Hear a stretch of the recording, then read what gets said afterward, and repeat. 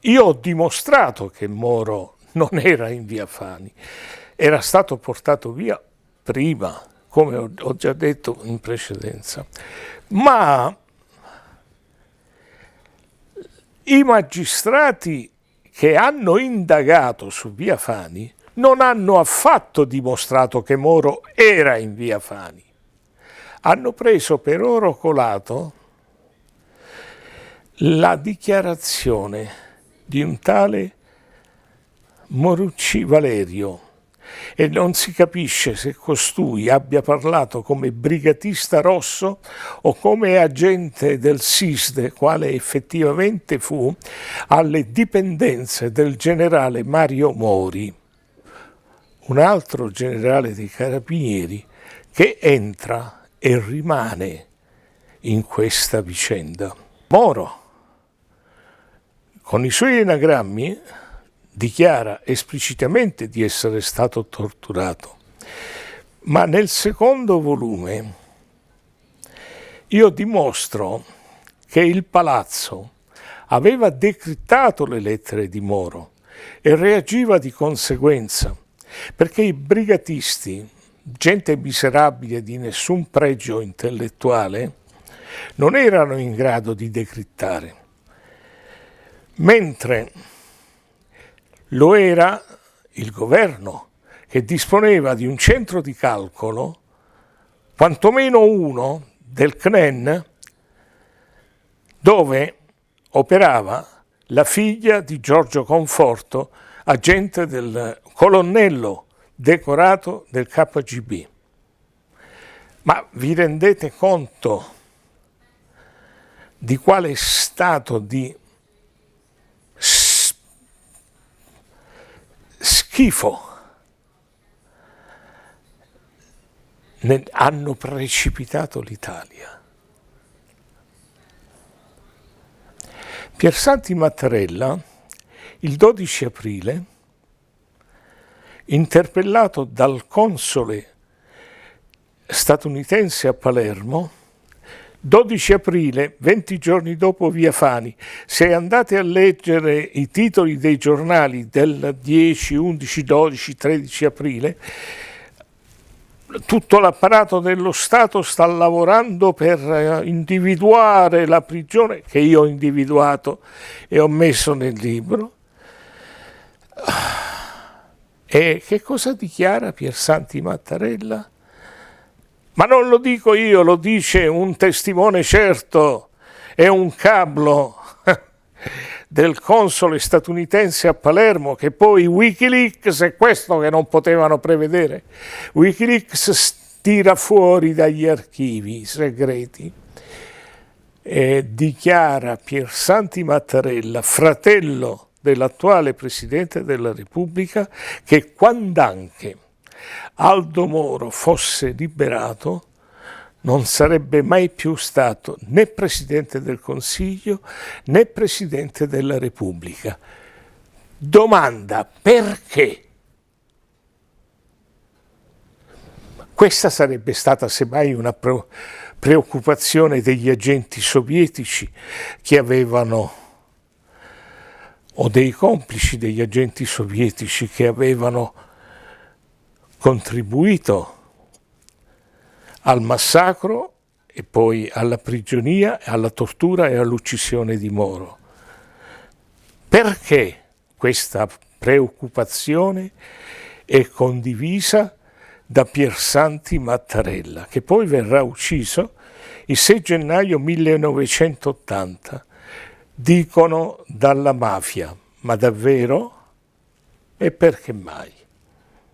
Il 12 aprile 78, il Corriere della Sera riporta: in via Fani c'era Carlos. Ma la realtà è questa, che lì hanno trovato, parcheggiata di fronte al bar Olivetti, e quindi alle spalle dei brigatisti che hanno sparato sull'Alfetta, sparacchiato sull'Alfetta, c'è questa mini minor verde col tetto nero sulla quale c'è esplosivo ad alto potenziale che avrebbe ucciso lo dichiarano subito, almeno 300 persone. Cioè è una bomba che oscura quella della stazione di Bologna del 2 agosto 1980. Ma la presenza di quell'esplosivo ci dice una quantità di fatti. Innanzitutto che non può essere opera dei brigatisti, perché il loro addestramento è ridicolo, non più che ridicolo. Secondo, che questi hanno una base nelle vicinanze dove la mini minor è stata preparata, caricata e hanno poi innescato l'esplosivo di buon mattino. Per far esplodere quell'esplosivo è necessario, allora come oggi non c'erano ancora i telefonini, è necessario un telecomando. Per fare operare il telecomando doveva esserci il contatto a vista fra l'operatore, l'assassino operatore, e l'auto caricata di esplosivo. E questo contatto doveva essere collocato in maniera tale da avere il completo dominio visivo della scena. Ma perché era stato messo l'esplosivo? Aveva un unico scopo: falciare tutti i presenti, brigatisti compresi, ma non l'Adriana Faranda, che non c'era, perché il generale vero delle BR è Adriana Faranda, che infatti non è nella trincea. I generali non vanno in trincea. E avrebbe falciato tutti nel caso fossero arrivate forze preponderanti della polizia. Ora è evidente che questo è un livello decisionale del tutto differente dai scassapagliari dei BR. È un livello di professionismo infinitamente più alto. E dove era collocabile questo telecomando? Se uno va in via Fanni lo vede ancora oggi, c'è un edificio che domina la salita con delle ampie finestre ed è uno di quegli appartamenti, uno dei quali credo fosse occupato da Pino Rauti.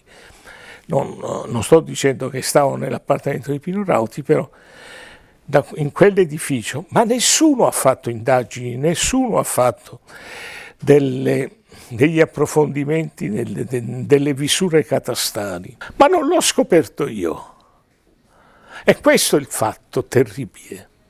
Non l'ho scoperto io, è nei loro atti, è nella dichiarazione non del mio panettiere o del mio meccanico, di Vanni De Matteo, procuratore capo, non un cancelliere, procuratore capo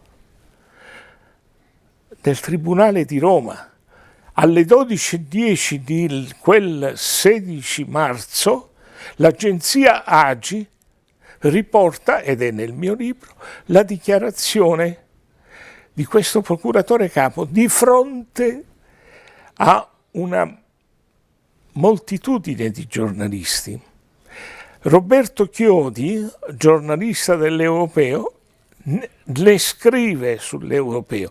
L'Europeo viene sequestrato su richiesta di chi? Di Giuliano Vassalli, legale della famiglia Moro, socialista, amico di strada e d'arme di Sandro Pertini, che poi succederà a Giovanni Leone, defenestrato dal Quirinale, al quale sarebbe dovuto succedere Aldo Moro.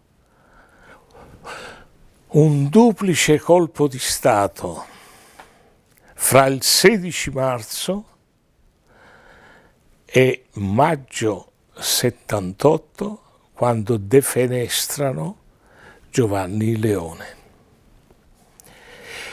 Adesso dicono via Massimi, ma razza di imbecilli, un'operazione del genere si organizza solo se hai una base, una, due, tre basi logistiche bene attrezzate, hai un punto per soccorrere chi rimane eventualmente ferito, per far sparire le salme di chi è morto e non vuoi che venga riconosciuto. Ma io mi chiedo, il generale Carlo Alberto Dalla Chiesa, un finissimo investigatore, queste cose che io ho visto dopo 45 anni, avrebbe dovuto vederle dopo 45 minuti, ma lo stesso generale Antonio Cornacchia, che indagava per il nucleo operativo dei Carabinieri, lo stesso magistrato Luciano Infelisi, che diresse le indagini su Via Fani, non videro nulla e non vedono nulla.